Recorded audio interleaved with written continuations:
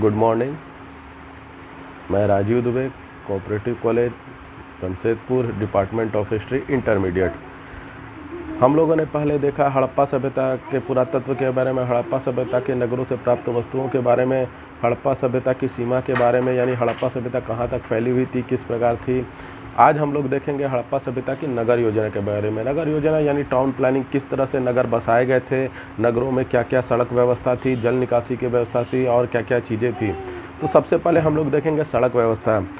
सड़क व्यवस्था मोहनजोदड़ो की एक प्रमुख विशेषता उसकी समतल एवं चौड़ी सड़कें थी।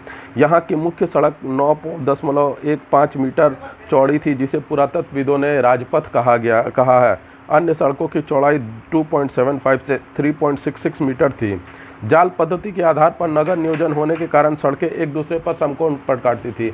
यानी वहाँ की उस समय की जो सड़कें थी वो इतनी चौड़ी थी, लगभग 9.15 मीटर, जिसको अगर कैलकुलेशन किया जाए तो लगभग 27 फीट चौड़ी थी, और वो जिसे राजपथ कहा गया। और दूसरी जो अन्य सड़कें थी 2.75 मीटर से 3.66, लगभग 10 से 12 फीट के आसपास जो अन्य सड़कें थी। जो आज हम लोग जो कुछ सड़कें देखते हैं 10-12 फीट की, और जो राजपथ जो हाईवे जिसको बुलाता है वो लगभग 27 फीट से 27 फीट 25 फीट 24 फीट 27 फीट के आसपास होती है, जिसको 2 लेन बोला जाता है। यानी उस समय चूँकि इतनी चौड़ी चौड़ी सड़कें उस समय उपलब्ध थी। और सबसे बड़ी चीज़ इन सड़कों की खासियत थी कि हर सड़क एक दूसरे को समकोण पर काटती थी, यानी हर सड़क दूसरी सड़क से मिल जाती थी। उसके अलावा सड़क के किनारे कूड़ा इकट्ठा करने हेतु थोड़े थोड़े अंतराल पर गड्ढे भी खोदे जाते थे, और तथा या कूड़ेदान रखे जाते थे। यानी उस समय सफाई व्यवस्था भी उन नगरों की बहुत ही उत्तम थी कि कूड़ा कचरा जो सड़क के किनारे आप कूड़ेदान में डालिए या उस गड्ढे में डालिए, इससे नगर की साफ़ सफाई भी समुचित व्यवस्था थी।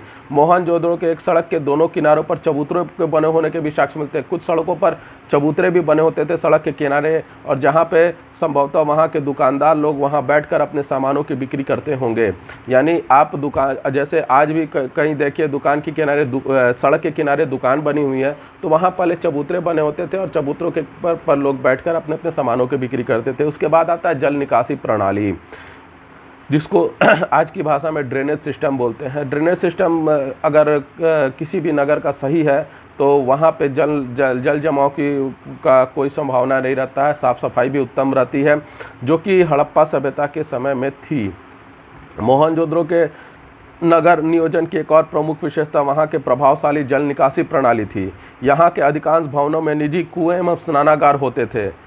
भवन के कमरों, रसोई, स्नानागार, शौचालय आदि सभी का पानी छोटी छोटी नालियों से निकलकर गली की नाली में आता था। गली की नाली को मुख्य सड़क के दोनों ओर पक्की नालियों से जोड़ा गया था। मुख्य सड़क के दोनों ओर नालियों को पत्थरों अथवा शिलाओं से ढक दिया जाता था।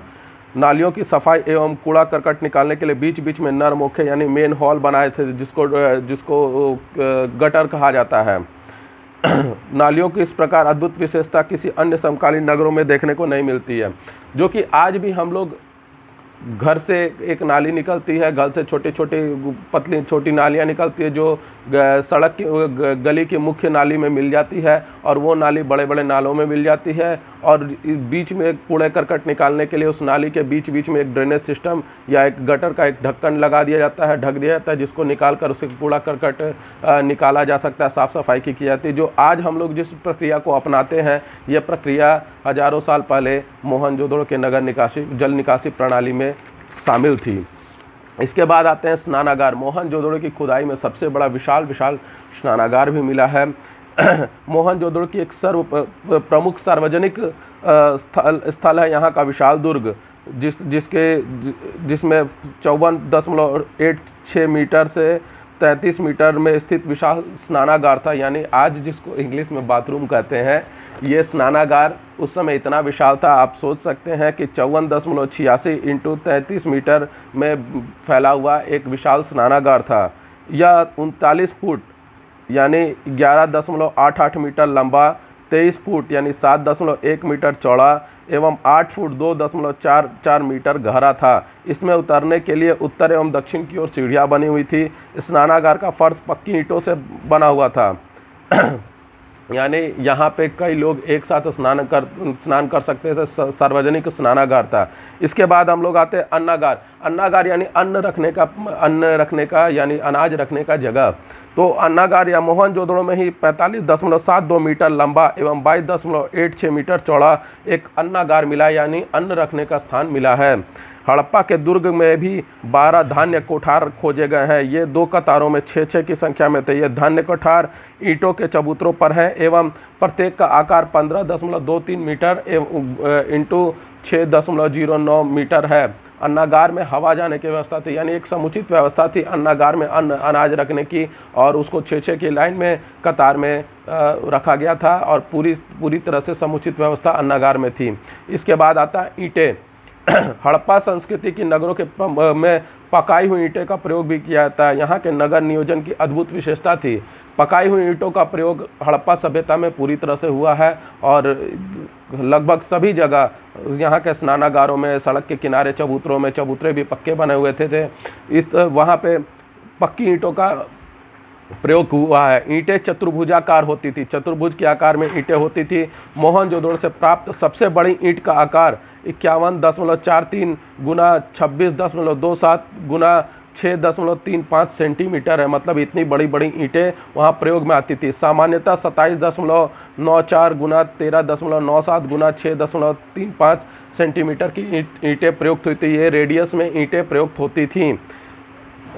उल्लेखनीय बात अगर इसका देखा जाए तो उसके समकालीन यानी हड़प्पा सभ्यता के समकालीन मिस्र की सभ्यता में भी पक्की ईंटों के स्थान पर धूप में सुखाई गई ईंटों का प्रयोग होता था। मेसोपोटामिया में भी पक्की ईंटों का प्रयोग होता था, परंतु वहाँ बहुत ज़्यादा मात्रा में नहीं हुआ था, कम मात्रा में होता। इस प्रकार अगर हम देखें तो हड़प्पा सभ्यता की प्रमुख विशेषता वहाँ की नगर नियोजन प्रणाली थी, जो कि आज भी अगर हम लोग उस नगर नियोजन प्रणाली से कुछ सीख सकते हैं और उसको आत्मसात कर सकते हैं तो हमें बहुत ही फ़ायदा होगा। आज भी हम लोग उस नगर निगम प्रणाली के जल निकासी प्रणाली, सड़क योजना के अनुरूप उसी फार्मूले को अगर हम लोग अपना लें तो न सड़क के किनारे गंदगी होगी, न जल निकासी में कोई होगी। जैसे कई शहर ऐसे हैं जहाँ पे जल निकासी में अगर बाढ़ आ जाए तो जल निकासी की सुविधा नहीं होती, जिसके कारण बाढ़ भी आ जाती है और कई तरह के जल जमाव की स्थिति में कई तरह की बीमारियों के पैदा होने का खतरा बना रहता है, जो कि मोहनजोदड़ो के नगर प्रणाली में ऐसी परेशानी नहीं होती थी। इस तरह हम लोग वहाँ हड़प्पा सभ्यता के नगर नियोजन के प्रणाली के बारे में देखें। आगे नेक्स्ट क्लास में आगे हम लोग दूसरी चीज़ों को देखेंगे। आज के लिए इतना ही।